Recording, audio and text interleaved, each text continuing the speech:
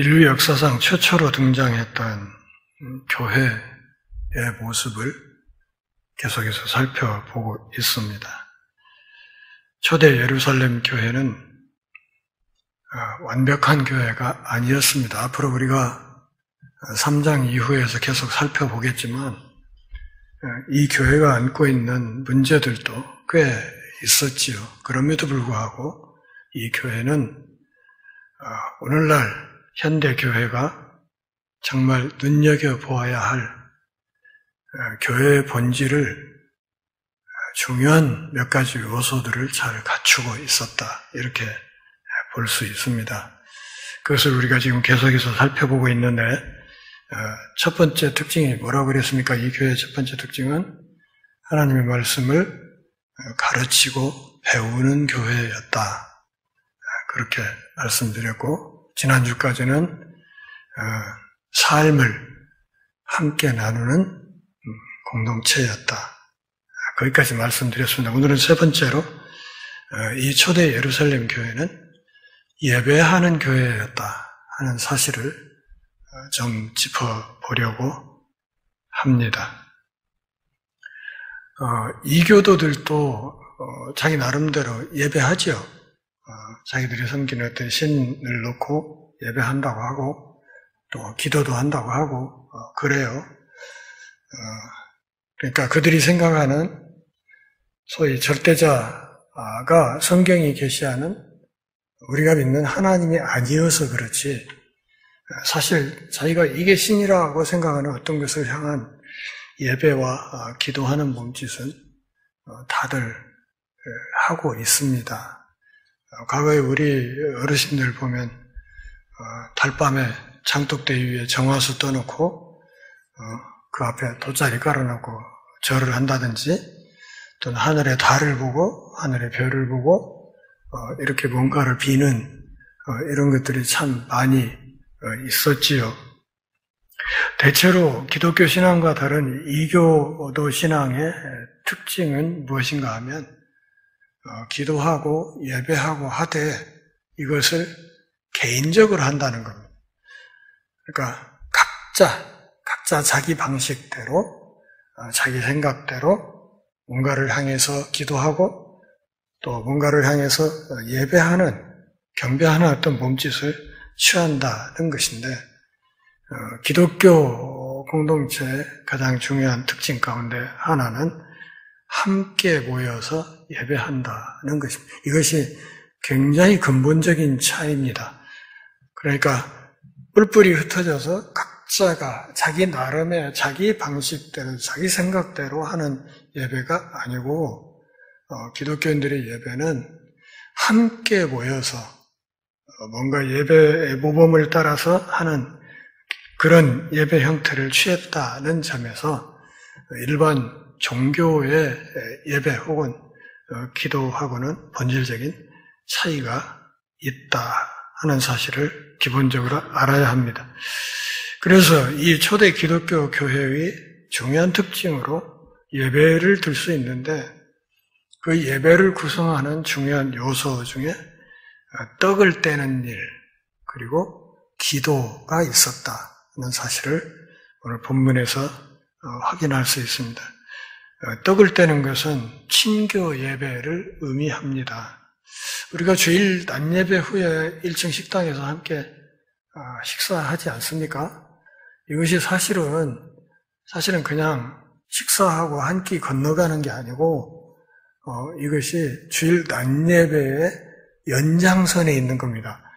그래서 이 식사 교제가 굉장히 중요한 의미를 지니는 거죠. 그러니까 어떤 의미에서 이 예배의 마침표는 공식적인 예배의 마침표는 1층 식당에서 찍힌다 이렇게 표현을 해도 과언은 아닐 것입니다. 그러니까 성도가 함께 마주 앉아서 함께 식탁을 마주하는 이것은 굉장히 중요한 신학적인 의미가 있습니다. 우리가 예수 믿는 사람이 되고 예수님을 개인의 구주와 주로 영접을 해서 하나님의 자녀가 되고 하나님의 백성이 되고 전국 시민권자가 되었다고 했을 때 이 신자가 누릴 수 있는 굉장히 중요한 특권이 무엇인가 하면 요한복음 1장 12절에서 말하는 것처럼 하나님의 자녀가 되는 권세를 준다고 말하는데, 이 권세를 누리는 가장 중요한 요소 중에 하나가 하나님 아버지와의 겸상이에요. 겸상. 그분의 식탁에서 하나님 아버지가 베푸시는 식탁에서 함께 밥을 먹을 수 있는 권리를 자녀의 권세라고 이야기를 하는 거예요. 이방인 여자가 자기에게 은혜를 달라고 했을 때 예수님이 뭐라고 그랬어요? 내 자녀에게 줄 것을 걔에게 주지 않는다는 식으로 상당히 뜨거운 이야기를 하시기도 했잖아요. 신학적으로 정리할 부분은 많은 말씀이지만 어쨌든 그래요.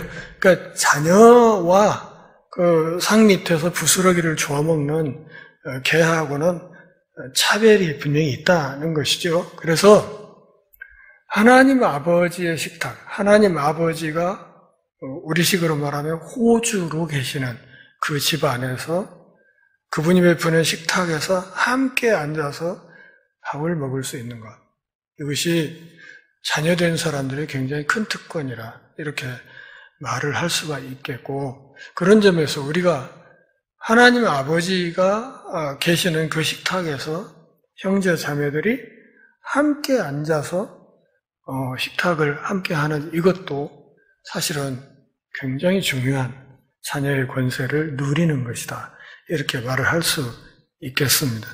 그러니까 주일 오후에 낮예배 끝나고 꼭 식사들 하시라고요. 그냥 가시지 말고. 그래서 이 떡을 뗀다고 했을 때 이것이 바로 친교 예배를 의미하는 것으로 보입니다. 기도는 비록 우리가 개별적으로 다른 시간에 할 수도 있는 것이지만은 오늘 본문에서는 공동체가 모인 자리에서 어떤 정해진 형식에 따라서 기도하는 것을 지금 말하고 있는 겁니다. 공예배 시간에 기도한 것을 오늘 본문에서 42절인가요? 거기서 기도하는 것으로 이야기를 한 겁니다. 개인적으로 기도하시죠? 여러분 기도하지 않습니까? 아침에 자리에서 일어나서 기도하고 일하는 틈틈이 뭔가를 위해서 기도하고 또 자기 전에 하루를 돌아보면서 또 기도하고 하지 않습니까? 우리가 기도해요. 일상적으로 늘 개인적으로 삶의 현장에서 그때그때 수시로 하나님과 대화하면서 사는데 그런 것도 물론 늘 기도 안에 들어가는 거지만 여기서 말하는 이 기도는 공동체 예배의 어떤 틀 안에서 정해진 순서로서의 기도를 말하는 거다, 이렇게 이야기하면 좋겠고, 그러기에 초대 예루살렘 교회에서부터 그 예배 예식의 어떤 예전이 서서히 틀을 잡아가기 시작했다, 이렇게 보는 게 좋습니다. 전제 우리 교회 주보에 있는 주일 낮예배 순서 있죠? 이거 다듬는데 30년 걸렸어요. 30년. 여러분들이 관심을 갖고 예전의 주보들과 이렇게 한 번씩 비교를 해보시면 알겠지만 조금씩 변한 게 있습니다. 예식의 순서도 이렇게 조금씩 변한 게 있어요. 그러니까 조금씩 변했기 때문에 큰 틀에서는 거의 변화가 없이 그대로 온 것 같지만 사실은 목회자인 제 입장에서는 계속해서 변화를 주었어요. 사소한 거라도 내가 책을 읽고 공부를 하다가 예배학에 관한 어떤 책을 읽다가 이게 이렇구나, 이 순서는 여기로 가는 게 맞겠구나 싶은 것이 있으면 바로 조용히 그것을 바꿔서 다음 주 주보에 반영해서 그대로 예배를 진행하고 이렇게 해서 온 거예요. 그러니까 이 틀 다듬는데 30년 넘게 걸렸다고요. 그리고 현재는 제가 볼 때는 그래도 상당히 그 완성도 높은 기독교 예식의 순서지가 되지 않았나, 저는 그렇게 짐작을 해요. 근데 앞으로도 뭐 더 고쳐야 될 때가 있을 수도 있겠지요. 그러나 이 정도면 그래도 하나님 앞에 손이 부끄럽지 않을 만큼 우리가 예배하는 거다 이렇게 생각이 들어요. 언젠가 이만열 장로님 한번 오셔서 우리 교회 특강하신 적 있죠? 기억나시나요? 그 국사 편찬 위원장을 지내셨던 이만열 장로님이 우리 교회 특강하러 오셔서 이제 예배를 처음부터 이 예식 순서지에 따라서 예배하시면서 이제 특강을 하고 가셨죠. 끝나고 가신데 저한테 한 얘기가 그거였어요. 참 잘 짜여진 예배를 오늘 드리게 돼서 감사하다. 그런 얘기를 장로님이 저한테 개인적으로 하신 적이 있어요. 그 예식을 이렇게 진행하는 순서가 상당히 인상 깊으셨던 것으로 느껴졌습니다. 그래서 그 공동체 예배 속에서 기도하는 것인데, 이것을 기도할 때에는 나름대로 어떤 기도의 틀이 있지요. 여러분 대체로 잘 아시는 것 같아요. 잘 알고 올라와서 이렇게 기도를 하시는 것 같아요. 기도하는 거 보면 그 기도의 틀이 대체로 이렇게 잘 정리가 된 분들이 많다고 느껴집니다. 잘 모르면 이렇게 옆에 분들에게 물어서 이렇게 배워 가실 수도 있겠고요. 어쨌든 하나님 앞에 온 교회 회중을 대표해서 하나님 앞에 대표자로서 기도하는 그런 순서이기 때문에 이 순서가 굉장히 중요한 의미가 있다. 어떤 의미에서는 목사의 설교만큼이나 중요한 의미가 있는 순서죠. 성경 봉독도 마찬가지예요. 성경 봉독도 이 하나님의 말씀을 그야말로 온전하게 이렇게 낭독하는 것이 성경 봉독 아닙니까? 목사가 하는 이런 이야기들에는 아무래도 그 인간적인 헛소리들이 끼어들 가능성이 있지요. 있습니다. 제가 여기서 하는 모든 이야기가 다 하나님의 음성이 그렇지는 않아요. 그렇지 않아서 나중에 제가 한번 마태복음에서 말씀을 드리겠지만, 여러분들이 가져야 될 기본적인 자세는 제가 하나님의 말씀을 의지해서 어떤 본문을 가지고 이렇습니다 하고 설교를 했으면 꼭 물어야 될 것이 정말 그런가? 이거예요. 정말. 오늘 이 아무개 목사가 한 말씀이 이 성경 말씀에 비추어서 정말 그런가를 꼭 그러니까 설교를 자꾸 뜯으라는 말이 아니라 성도의 가장 기본적인 자세는 그 말씀이 정말 그러한가를 진지하게 생각을 해야 된다는 것입니다. 왜냐하면 결국 어떤 꼴을 이렇게 공급을 하든지 간에 그걸 먹고 살이 찌든 배탈이 나든 하는 것은 성도 개개인이지 전한 사람이 배앓이를 하는 건 아니거든요. 그렇기 때문에 건전한 분별력은 갖고 있는 것이 정말 중요하다는 것을 알아야 됩니다. 그러니까 목사가 하는 모든 설교를 이제 흔히 하는 표현으로 대언한다 그런 말을 많이 쓰잖아요. 하나님 말씀을 대언한다. 그게 굉장히 좀 위험한 말이에요. 그 대언이라는 표현 자체가 사실은 강단에서 목사가 하는 모든 말을 거기에 그냥 신적인 권위를 몽땅 부여해버릴 위험성이 있는 거거든요. 대언하는 게 아니고요. 목사인 제가 여기서 하나님의 말씀을 이렇게 풀어서 설명하고 이렇게 하는 것들은 하나님의 말씀을 기반으로 해서 그 목회자로서 이광우라는 한 사람이 그 본문을 해석한 것을 나누는 겁니다. 그게 설교입니다. 그러니까 이광우 판 성경 해석을 공유하는 거예요. 그게 설교예요. 그렇기 때문에 그 안에는 성경을 잘못 볼 수도 있고 해석을 좀 잘못할 수도 있는 것이기 때문에 물론 이제 성령의 감독이 있기를 바라고 이게 설교 전에 꼭 기도를 하고 하기는 하지만은 그럼에도 불구하고 그럴 가능성은 언제나 있다는 것을 알고 그러니까 모든 설교를 저 하나님의 말씀의 대언이라고 그렇게 생각하지 말고 저 설교자의 그 본문에 대한 그의 해석을 공유하는 시간이다. 그래서 그 말씀 가운데 하나님의 뜻에 부합한 것은 적극적으로 받아들이고 나를 위한 하나님의 말씀으로 받아들이고 문제가 있는 것은 걸러버릴 줄 아는 그런 지혜가 성도들에게 필요하다 이렇게 생각이 돼요. 그렇다고 해서 막 처음부터 끝까지 어디에 저것이 헛소리를 하는가 하고 막 눈을 해먹걸로 해서 그럴 필요는 없고 단마음으로 받으려고 하되 항시 어떤 메시지가 주어지면 이것이 정말 하나님께서 말씀하시는 그 말씀에 비추어 오늘 전해진 그 메시지가 합당하냐 이것은 꼭 짚어보는 습관을 들이는 것이 정말 중요하다는 것을 말씀드립니다. 그것이 성도 개개인의 영적인 건강 또 신앙적인 성장을 위해서 굉장히 중요한 거예요. 이것만 돼 있어도 이상한 사람들이 와서 헛소리 함부로 못하는 거예요.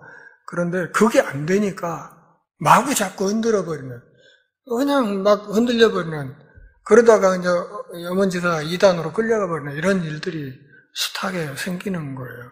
그래서 목회자가 바르게 전할 책임도 있는 것만큼이나 성도들도 주어진 책임이 바르게 들을 책임이 있다 하는 사실을 잘 아셔야 됩니다. 그게 성도들의 책임입니다. 성도들의 바르게 들을 책임이 있습니다. 바르게. 그러려면 공부 열심히 하셔야겠죠. 그렇지 않겠어요? 뭐가 뭔지를 분별할 수 있는 최소한의 어떤 식견은 갖춰야 되니까, 그런 실력을 갖춰야 되지 않겠냐, 그런 말입니다. 그래서 오늘 헬라어 본문을 보면, 기도라는 말 앞에 타이스라는 정관사가 붙어 있어요. 타이스 프로슈카이스로 표현이 됐어요. 프로슈카이스는 기도라는 말이고, 정관사가 붙었다는 것은 그 기도, 그런 뜻이죠. 다시 말하면 뭔가 정해져 있는 어떤 기도라는 뜻이에요.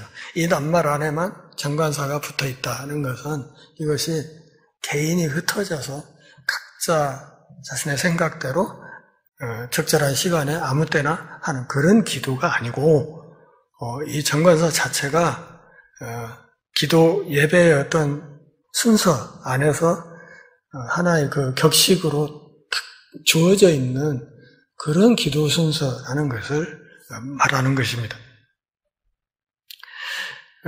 그래서 빵을 떼고 또 떡을 떼고 기도하는 일에 초대교회 성도들이 전념했다고 그렇게 말하고 있습니다. 공식적으로 사람들이 모여서 함께 하나님을 찬양하고 하나님께 기도하고 그리고 하는 그러면서 떡을 나누는 그런 공동체 식사를 함께 하는 이런 모임이었다. 이것을 주기적으로 계속해서 했다는 것입니다. 요즘 그 가나안 교인들이 많이 늘어나면서 그런 분들이 참 많아요. 내가 혼자 좋은 일 하고 그냥 혼자 내 하나님 바르게 섬기고 하면 되지. 근데 그게 사실은 죽는 길입니다. 죽는 길이에요. 제가 지금 히브리서에 대한 안내서를 조금씩 쓰고 있는데 나중에 이제 혹시 책이 나오게 되면 아시겠지만 그 정말 심각한 문제입니다. 왜냐하면 교회를 그리스도의 몸이라고 할 때 이 몸에 내가 한 지체로서 거기에 붙어 있느냐 그렇지 않느냐는 이 삶과 죽음을 가르는 심각한 문제예요. 아시겠습니까? 왜 예수님이 뭐라고 얘기를? 나는 포도나무요? 너희는 가지다. 가지가 줄기에 붙어 있지 않으면 그거 불태워버릴 것이다. 그렇게 경고하시지 않습니까? 그러니까 오늘날 한국교회 각 지교회마다 문제들이 많죠. 문제들이 많아요. 특히 덩치 큰 교회들일수록 정말 문제들이 많습니다. 많고 그렇게 해서 그냥 다 이렇게 문제가 있어서 그렇게 있는 것 같지만, 그럼에도 불구하고 그렇게 우리 눈으로 보기에 완전히 썩어버린 것 같은 그런 교회 안에서도 우리가 생각해야 되는 것은 한 사람씩 두 사람씩 하나님의 말씀을 통해서 하나님의 백성에 대해 합류하는 사람들이 나오고 있다는 거예요. 이걸 간과하면 안 됩니다. 그래서 교회가 중요하다고 말을 하는 거예요. 그리스도의 몸인 교회라고 말할 때 교회가 그냥 무슨 그 바디빌더처럼 그냥 이렇게 튼튼해갖고 어디 그냥 병원 문 앞에도 안 가고 그런 몸만을 생각해서는 안 되고, 제가 이제 교회 때문에 상처받는 분들 상담하면서 늘 하는 얘기 중에 하나가 그런 얘기예요. 뭐 위로도 안 됐겠지만 교회는 종합병원입니다. 늘 그렇게 얘기를 해요. 교회는 종합병원입니다. 종합병원으로 생각을 하세요. 여러분 병원에 가보세요. 병원에 있는 그 의사, 간호사 빼놓고 나머지 환자들 중에 성한 사람 한 명이라도 있습니까? 다 어디가 문제 있어서 병원에 와서 환자복 입고 돌아다니잖아요. 링거 꽂고. 그렇잖아요. 종합병원이라는 말은 어딘가 아픈 데가 있어서 모여있는 사람들이라는 거죠. 그걸 전제하고 봐야 된단 말이에요. 그리고 목사는 그들을 돌보는 뭐 의사라고 해도 좋고, 간호사라고 해도 좋겠고, 뭐 임상병리사라고 해도 좋고, 그렇습니다. 그들을 어떻게 돌보기 위해서 이렇게 세워진 그런 사람들이라 이렇게 봐야 된다면, 이제 병원에 가서 그냥 국가대표 운동선수처럼 튼튼한 사람들을 찾는 것이 문제인 것처럼 교회 안에 있는 여러 사람들 속에서 진짜 온전한 사람만 이렇게 찾으려고 하는 것, 그 태도도 사실은 문제라는 사실을 알아야 됩니다. 그러니까 그런 이야기를 하는 그 사람 자신도 사실은 따져보면 어디 한두 군데 문제가 있고요. 하나님 편에서 볼 때 그렇지 않습니까? 그렇기 때문에 그럼에도 불구하고 그렇게 몸이 아픈 사람들이 모여서 그만큼 그래도 하나의 그리스도의 몸인 공동체로서의 어떤 일을 전라도 말로 꼼지락 이렇게 조금씩 해나가는 것이 사실은 머리 되시고 주인 되신 분이 이 모임을 다스리고 이끌고 고치고 이렇게 하시기 때문에 그렇다고 그렇게 봐야 됩니다. 그렇게 보지 않으면 시험 들어서 정말 교회 못 다닙니다. 다닐 수가 없어요. 안 그렇습니까? 그러니까 그럼에도 불구하고 이 교회가 그리스도의 몸이다. 그리스도 그분이 머리이시고 그분이 주인이시고 그분의 권세가 작동하는 신령한 몸이라는 사실을 잊지 말고 그 몸에 내가 한 지체로서 줄기차게 붙어있는 게 정말 중요하다는 사실을 알아야 됩니다. 여러분 어떤 경우에도 교회를 떠나거나 신앙을 포기하거나 하는 일은 하지 마십시오. 그건 정말 심각한 문제입니다. 안 그렇습니까? 그러니까 그리스도의 몸인 교회, 이 몸 안에 내가 하나의 지체로서 내가 어떤 역할을 하는지는 모르죠. 내가 새끼발가락인지 엄지손가락인지 눈인지 코인지 모르지만 그럼에도 우주적인 그리스도의 몸에 내가 딱 붙어있는 이 사실만큼은 평생 확고하게 갖추고 가는 것이 정말 중요한 것이다 하는 것을 아셔야 됩니다. 아셨습니까? 그리스도의 몸에 꼭 붙어 계셔야 된다. 그런 말. 꼭 붙어 계셔야 그 몸으로부터 양분을 공급받고 몸으로부터 필요할 때는 어떤 면역세포도 공급을 받아서 아플 수 있는 상황에 회복하는 은혜도 주어지고 그런 거란 말이에요. 그래서 교회라는 게 정말 중요하다. 내가 새하늘 새 땅을 향해 행진의 가운데 있어서 교회의 한 일원이 되어 있고 그리스도의 몸인 교회의 한 지체가 되어 있고 포도나무인 그분에 붙어있는 가지가 되어 있다는 사실. 붙어 있으면 언젠가는 내 끝에서도 향기로운 포도 열매가 맺힐 수 있는 거예요. 그런 소망을 갖고 신앙생활을 꾸준히 하는 것이 중요하다는 사실을. 왜 그 예배를 일주일에 한 번, 3일에 한 번씩 이렇게, 3, 4일에 한 번 수요예배까지 해서 이렇게 넣었을까? 사람은요, 우리의 생활 습관에도 일종의 관성이 붙어요. 그렇지 않습니까? 관성이 붙습니다. 먹는 것도 그래요. 먹는 것도 어느 순간 내 식욕을 따라서 한 1, 2주일만 닥친 대로 먹기 시작하면 이게 몸이 부는 쪽으로 관성이 확 붙어요. 그래가지고 그 감당하기가 정말 힘들어지는 거예요. 그런데 그걸 조절하면서 또 줄이는 쪽으로 한 1, 2주만 훈련을 하면 또 그대로 그런 쪽으로 딱 또 습관이 들어서 그 관성을 따라서 이렇게 가게 돼요. 그러니까 어떤 쪽으로 가닥을 추리느냐에 따라서 선순환이 될 수도 있고 악순환이 될 수도 있는 건데, 그러기에 그냥 막 놔두지 않고 하나님이 그냥 일주일에 한 번씩이 아니라 가령 1년에 한 번씩만 예배하도록 하실 수도 있었겠죠. 그런데 저로 부패한 타락한 우리의 자연스러운 본성으로는 1년간 예배 않고 신앙을 유지하기는 어렵다. 그렇게 보는 겁니다. 이렇게 봐서 최소 1회에 한 번은 대청소하고 청소하고 옷차림 다시 하고 또 한 번 허리띠 메고 나서고 한 일주일 둥글면서 엎어지고 깨지고 막 자빠지고 하다가 또 일주일 되면 또 와서 한 번 더 정리하고 이런 거예요.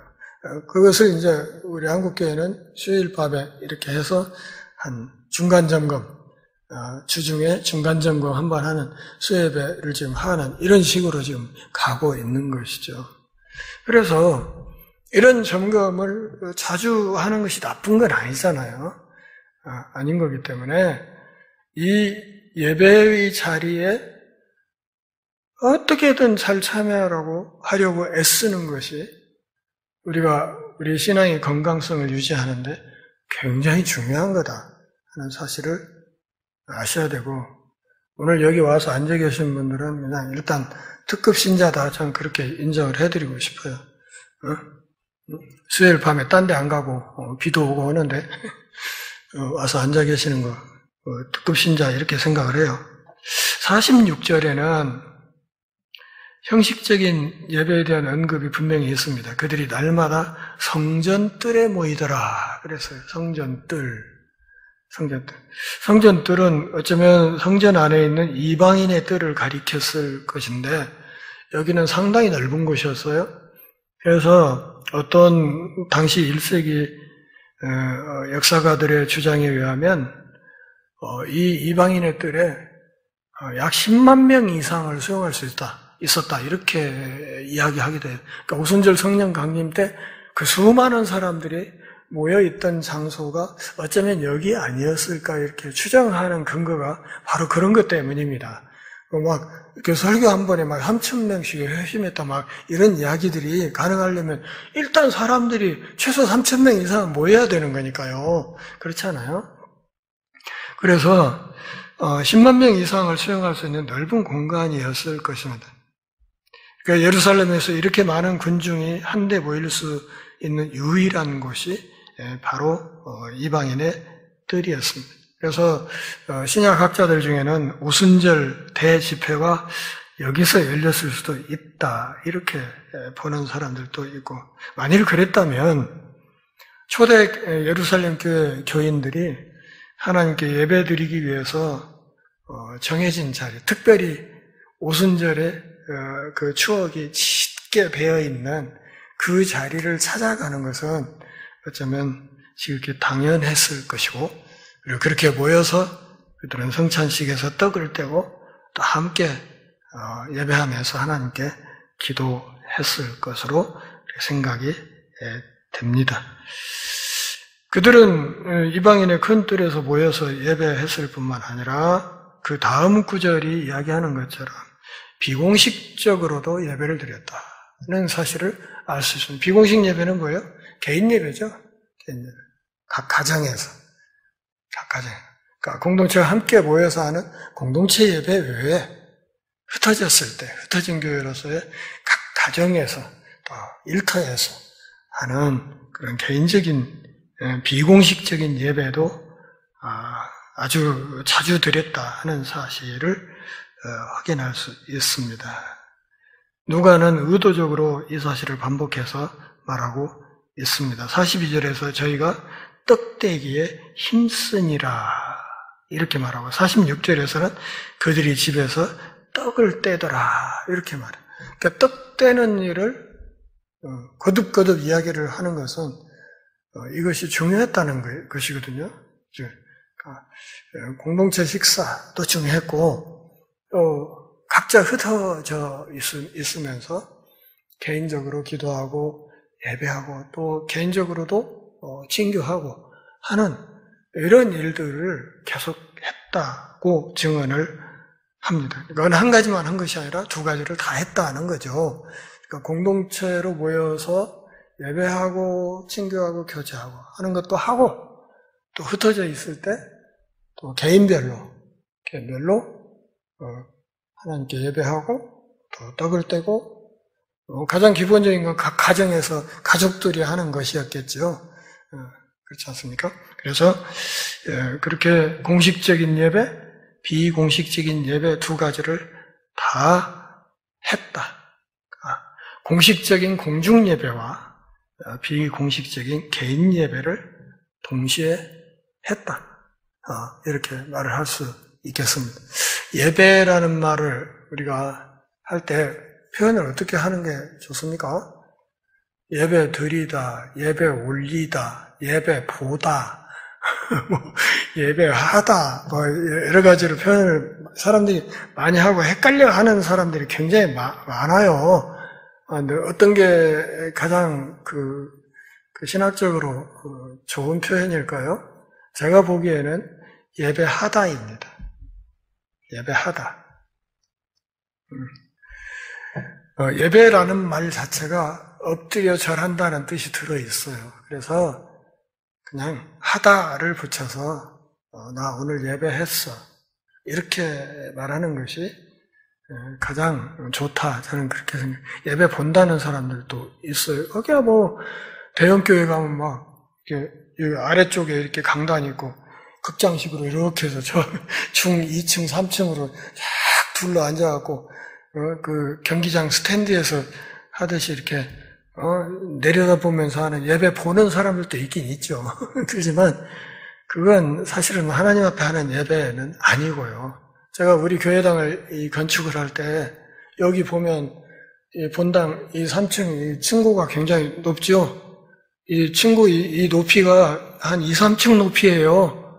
그것을 그냥 툭 터가지고 그냥 이렇게 해놓은 거예요. 그러니까 마음만 먹었으면 중간에 보를 깔아가지고 해서 중 2층을 만들 수 있었어요.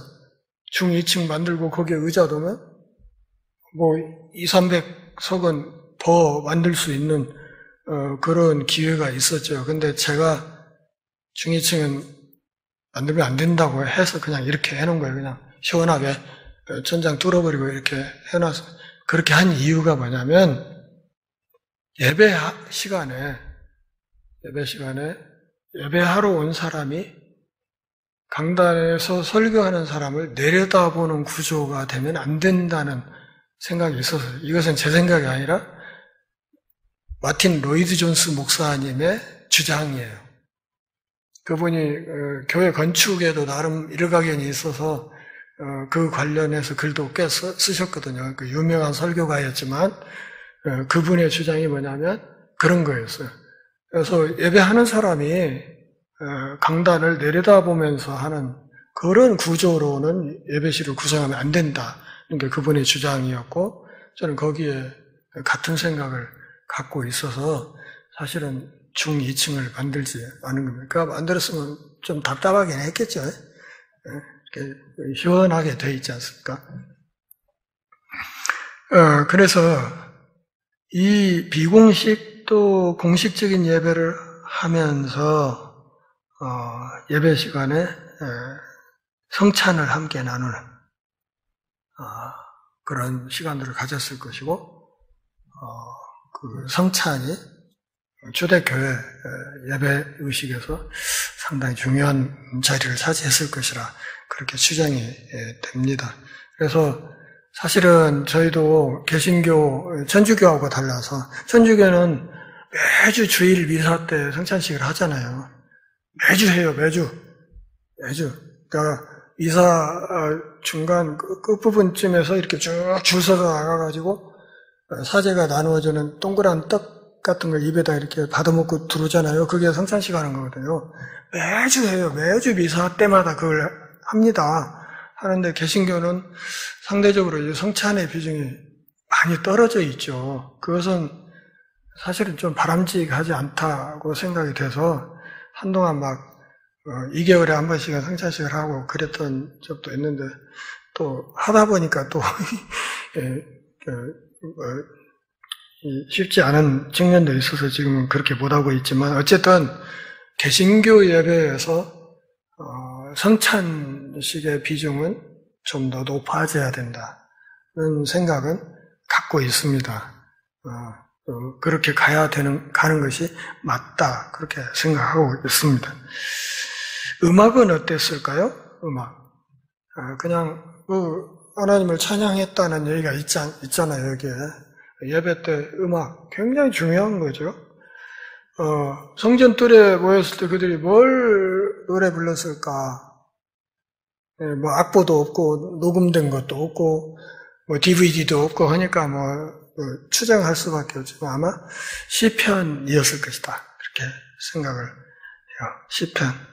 그러니까 시편에 있는 어떤 시편들을 노래하면서 함께 노래 부르면서 시편으로 하나님 앞에 찬양을 했을 것이다. 그렇게 추정해요. 지난주에 배웠던 거 한번 해볼까요? 네? 알고 계시죠? 한번 불러볼까요? 힌네마토 우마나힘 쉐베다힘 깜냐 까먹었어요 다? 힌네마토 우마나힘 쉐베다힘 깜냐 힌네마토 쉐베다힘 깜냐 힌네마토 우마나힘 쉐베다힘 깜냐 시편 133편 1절 말씀입니다.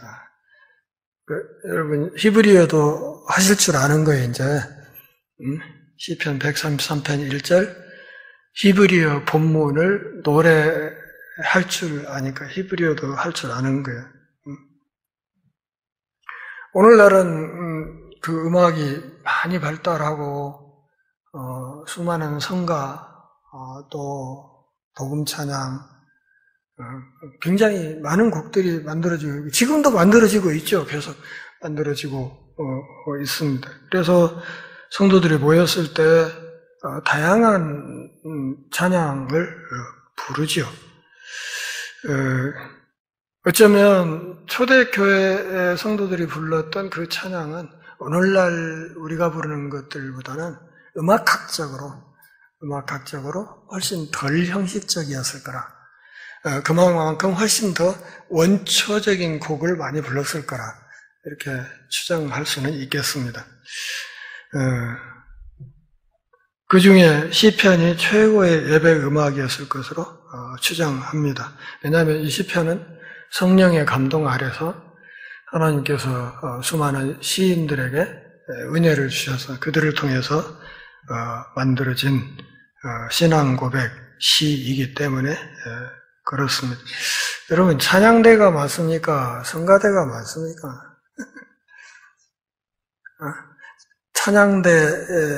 찬양대와 성가대 어떤 차이가 있을까요?